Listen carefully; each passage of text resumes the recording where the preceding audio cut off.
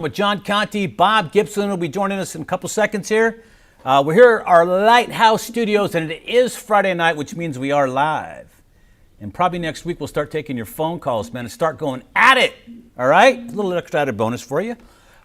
Tonight we are going to talk about all kinds of crazy stuff, but I think top of the list tonight, fellas, has to be James Harden. Finally getting his wish, acting up enough. I don't know. I have so many opinions on this one, John, but I'm going to let you open it up. Harden going to Brooklyn. But first of all, no, let's get old business done first before we go there. So take it away, John. Well, I just want to say, Harden says he meant no disrespect to the Houston Rockets by basically telling them that they were a garbage organization and he wanted out of town. So, here he is giving his press conference now. He's happy as can be. Said he meant no disrespect to the Houston Rockets organization when he outlandishly just acted out, and he got his way, and I think that's just the way the NBA works. These guys get their way. Now we're going to see if those big three can actually come together and compete for a championship. You got three great players, but one basketball, and we know what happens when James Harden gets the ball in his hands. Yeah, it's a black hole when James Harden gets his hands on the basketball. One thing you got to notice about James Harden, all right? This will be his third organization, 0 rings. All right, 0 rings. It's kind of like Kevin Durant. I think Durant knew that his window was starting to close a little bit about winning a championship. He wasn't going to do it in OKC with Russell Westbrook. So instead, opted to go play with Golden State, which was the easy way out. I could have played with Golden State and won a championship that year. And so Durant got his 2 titles. Now he's free to do what he wants. Kyrie got one with LeBron, which is fine. But Harden hasn't won anything. So I don't understand why this guy gets to call his shot. Well, I don't really think you could put Harden and Durant in the same sentence. They're not, but because here's the thing. Durant knew he was going to be, a second or third option on such a great Golden State team. But he wasn't. He was the first option. He was 2-time MVP of that team. But what I'm saying, when he went there with the mentality that he was going to share the basketball. And if he had to be number 2, he was going to accept that role. He's a different kind of player. James Harden is a guy that is very selfish. He's more interested in himself than his teammates. And look, think about this. James Harden in his last, I think, 4 or 5 games with the Rockets was averaging, I think, 16 or 17 points. That tells you that he just absolutely mailed it in, because on any given night, that guy could put up 40 points because he's taking 80 shots. I don't know. Bob, what's your opinion of the trade? Well, can he fit in? I mean, we know that we know these guys are good defenders on that end. James Harden plays 0 defense, right? I mean, hasn't always been the knock on Harden. You don't want to play defense. He wants to set up and shoot threes. He's a great creator, I guess, on the offensive end. But there's 2 sides to the basketball court. So I just wonder how he's going to fit into this whole thing. I get it that New Jersey, I know they're Brooklyn. I still call them New Jersey, but I get it that they want to try to put this thing together and make a run at the Lakers. And maybe they have enough to do it now. But I just, it's hard to think at this point Harden's going to do what he needs to do for that to all come together. Maybe he will. Maybe he'll surprise everybody. But it's hard to think that at this point he's going to give up enough of his offensive game to make it all work over there. It's going to be fun to watch, though, isn't it? But don't you have 2 guys that want to be the number 1 option? Let's not forget, Kyrie Irving left Cleveland because he didn't want to be under LeBron's shadow. So you're going to bring in James Harden? This, to me, makes absolutely no sense.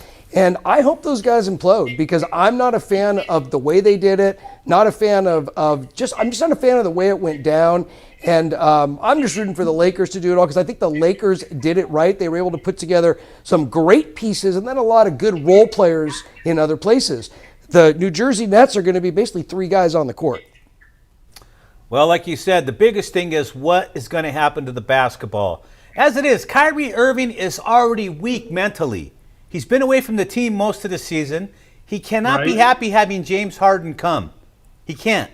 There's just no way he's happy about this trade. But he himself last year, Kyrie Irving, came out and said, this team's not good enough until we get one more piece. I mean, Kyrie Irving, That's not the piece, though, John. But I'm saying he was coming out saying, we got to get a third piece, which, look, you've got 2 of the best players in basketball on that team already. Now you're making an excuse for the third piece. Well, congratulations. There's your third piece. Let's see what happens to that team.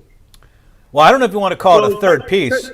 Kyrie just got in trouble for not wearing a mask at a party. There's video of it. He got fined $50,000. He's got to give up, $800,000 in salary for some missed games. So I mean, it wouldn't surprise me at all if Kyrie checked out at some point, thinking, "Hey, why am I going to be part of this mess?" He might force his way out. This thing has a chance to be a powder keg and blow up in so many different directions.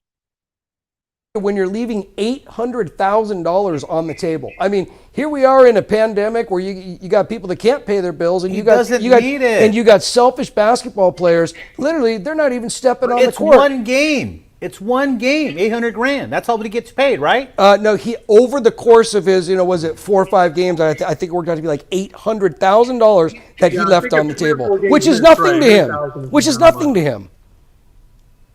I don't know.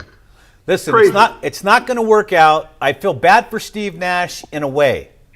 This is his first head coaching job, and this is what he's going to deal with. This is what he's going to deal with. And he's a pick and roll guy. Harden's going to dribble and dribble and dribble, throw it to Durant once in a while. Kyrie's the odd man out. Kyrie's the odd man out. None of these guys played a system that Steve Nash even recognized, right? I mean, Steve Nash, one of the ultimate team players in basketball history, a couple of times an MVP in the league, and these guys all want the ball, man. Steve Nash was a guy who distributed, made plays happen for others. So, like I said, this has a chance to be a great soap opera. This is going to be fun to watch. This might give you a reason to get back to watching the NBA. I couldn't care less about watching the NBA. This might give me a reason to tune in once in a blue moon. Hey, listen, the Lakers are playing great basketball right now. Look, this team seems to have just caught fire, and I think it was Dan DeForest said on our first broadcast a couple weeks ago that Lakers were going to win 70 games, and of course we made fun of them because it's only a 60-game season. But the Lakers right now are tracking to come in with almost 60 wins. I mean, they're playing really good basketball, and they're actually blowing teams out. And when you look at the previous Lakers, they'd get a big lead, then they'd let that other team back in. This Laker team seems to really be sending a message that they're going to blow everybody out. So I like what this team is doing. I love the way they look. And let's not forget, Pau Gasol is still out there, and when he gets back from rehab, and I think he's going to come back and play with his brother, and that's going to be another fantastic dimension to the Lakers team. Wouldn't that be interesting again? Yeah, look, those guys have always wanted to play together, and let's not forget, Pau got traded for Mark. So those guys have never been able to play on the same team besides playing together on the Spanish Olympic team. So I think the Lakers are only going to get better as the season progresses, as these guys play together. And if you can add a Pau Gasol, I think you're just going to get yourself another championship. And New Jersey would not be able to compete with that roster. That could be. See, you guys aren't going to go all in on the Brooklyn on the Nets? No. Okay, good. I think I called them New Jersey, but they're always going to be New Jersey. Hey, I was all in on them a couple of weeks ago before this trade. Now that the trade happened, forget it. I'm out. Listen, it's going to implode. Brooklyn's not going to get to the finals. That means they're going to win now because I just said they're not going to get to the finals. All right, but no. Truth be told, I just think it's a bad deal, man. Harden is a ball hog. You know why Harden and Westbrook didn't work out the first time in OKC? Because both of those guys are ball hogs. So then you get Harden going off to Houston. He's the ball hog, and then he gets Westbrook right back, and he's a ball hog. So it didn't work out. I mean, Westbrook wasn't happy only having the ball, 40% of the time instead of 90 like he's used to having it. And Harden didn't like having the ball only 60% of the time. He didn't like it. That's why they couldn't get along. That's why they're both out of there.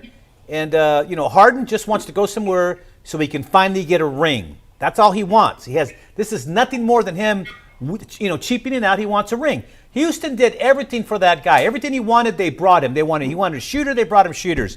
He wanted defenders, they brought defenders. Because we all know Harden don't play no friggin' defense. He doesn't even know what it is. And then Harden has the audacity to come out and basically say, I want out of this organization because they're building in the wrong direction. This is nowhere close to a championship team. He blamed the owner for supporting the president. He did. He used everything he can grasp at, he was using. He was going off on everything because he wanted out of Houston. You know what? Go enjoy your taxes in New York. Yeah, absolutely. Yeah. Take that New Jersey, paycheck from Texas to New Jersey and see how that affects your wallet. Yeah. So again, Harden to me just took the easy way out. He wanted to go to Golden State. He wanted to go to Brooklyn. He wanted to go to the Lakers. I mean, he wanted to go somewhere where he can win a title. He needs to win a title for his legacy, and that's all these idiots think about now is their legacy. You know what? Back in the day, Wilt, Jerry, Robertson, Cousy, none of those guys worried about their legacy. The legacy comes after your playing days.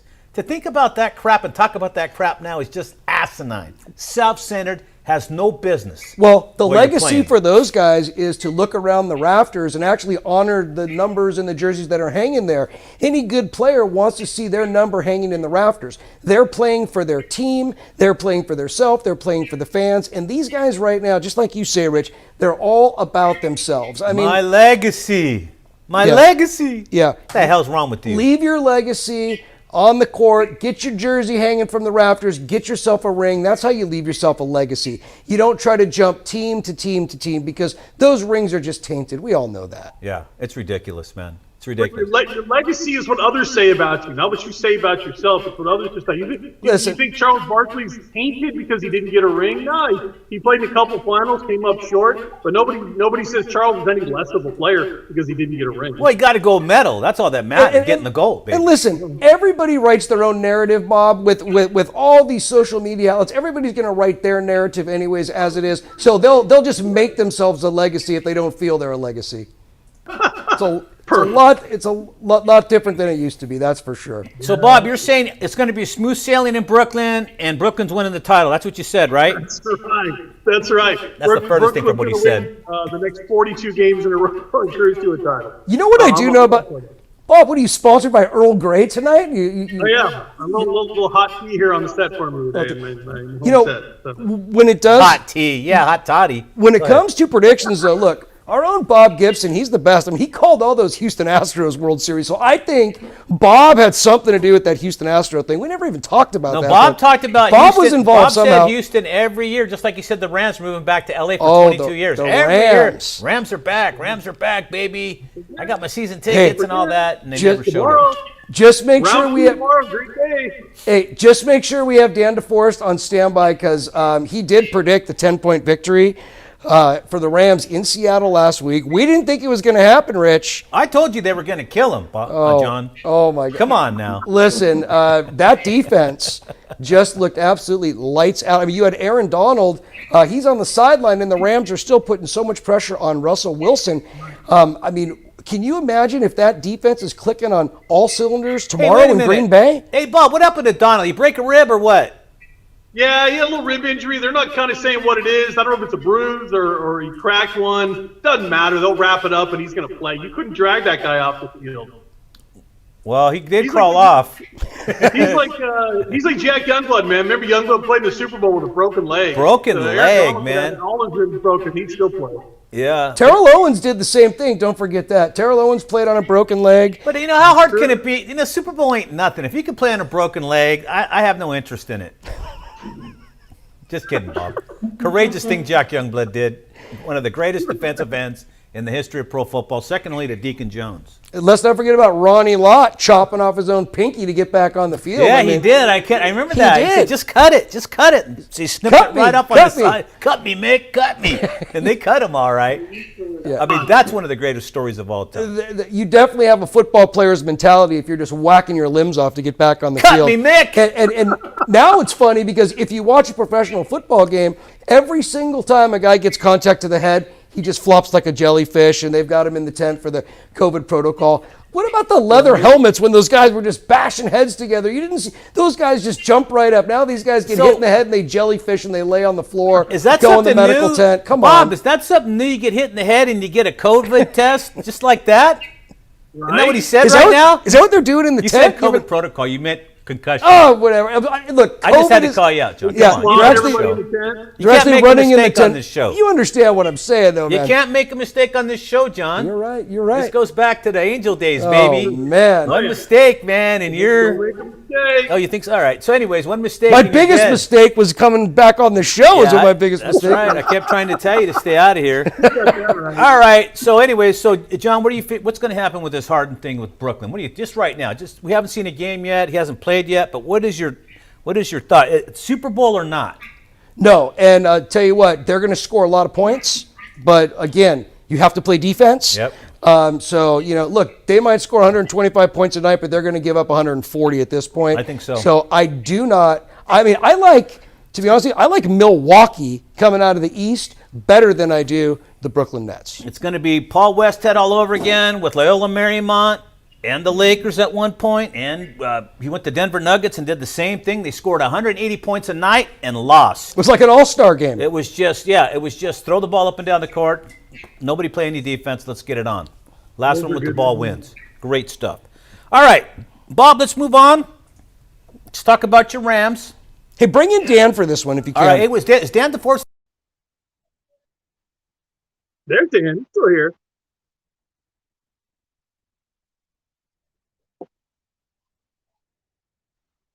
Nope.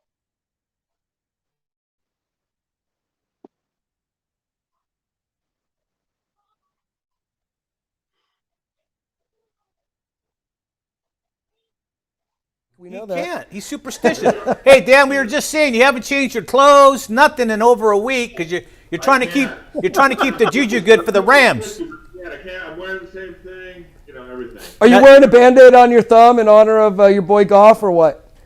That was incredible. That's like Jack Youngblood. Like he played with 2 screws and stuff. Oh, get out of you here, can't little put thumb, Goff- little pinky. Goff and Youngblood in the Shut same up, sentence. Bob. Bob, shut up. Hey, listen. Right. Listen. He played tough. He played tough. Look, he did, but when the running game is clicking like that and the defense is clicking, and look, Dan, I'm the first person. Stop looking at the screen. Look in your camera, John. It looks stupid on camera over there. Well, I've got so many cameras going. Listen, I know. I'm the first person to make fun of somebody on this show, but Dan, I'm going to give you credit too. You called the 10-point victory for the Rams in Seattle, and you know what? I like the Rams going into Green Bay this week, playing lights-out defense. Goff's not going to have to throw the ball. It's going to be 12 degrees. They're going to be running the ball. I like the Rams going in there and beating the Green Bay Packers. Ha! That's what I think. Rich is laughing. Come on, Dan. Come on. They're a 7-point underdog, but I think they're going to probably pull it out by a touchdown. I think the Rams are going to win by a touchdown. And I think the same thing's going to happen. Their left tackle is out. Green Bay's left tackle's out. It's going to be really a tough time for Rodgers. It's going to be a turnstile is what it's going to be. It's going to be a turnstile. He's not out because he's hurt. He's out because he's just not pulling his weight. They need the understudy to come in, second teamer. He's going to take care of it. That's what's happened. They want that guy to play. Yeah, no. All right, Bob, what are you thinking? Because we know you're the homer here for the Rams. Are you liking their chances, or am I just crazy? He's crazy. But Tell me he's crazy first, Bob. They'll go as far as their defense will take them, and that's the truth. They go as far as the defense will take them. I like their chances again because I think it'll be a defensive game. And I think if Aaron Donald is healthy, as long as he's not impacted anyway with those ribs. He's got 3 busted ribs, On Bob. Aaron Rodgers, I think they're good to go. Bob, he's got 3 busted ribs. He ain't going. He's out. Good, give him He's 4. out. He's still the best player in the league. But he The can't best play. player, not defensive player. Best football player in the league, Aaron Donald, by far. It's not even close. He's better. You'd rather would have. take Wait a minute. over You'd rather have Mahomes? them Mahomes? The most, yeah, he's better No, than you're Mahomes. a liar. out of You're your a mind. liar. Now you're Who lying. says we would rather Get have outta a here. defensive Nobody player says that crap. than Patrick Mahomes? Mahomes is an above-average quarterback. Aaron Donald is the best defensive tackle you've ever laid your eyes on. Oh, no, he's not. Larry, Deacon Jones. Larry, can you Deacon cut Jones Bob was the Gibson best of off? all time. He ain't even in the top 10. Are you kidding me to make Come a on. comment? That's stupid. That's blasphemy, Bob. Really is. That's just terrible. Mahomes isn't even Warren Moon yet. Oh my! Okay, Dan, set this straight here. Tell Bob he's out of his mind. I love Bob. I love that bastard. Yeah, the Rams had a couple good factors. They had their big left tackle back, Whitworth, and I think he made a big difference in the running game. So He's the anchor. that allowed those short passes to be effective, and I really think that they played some shutdown defense there.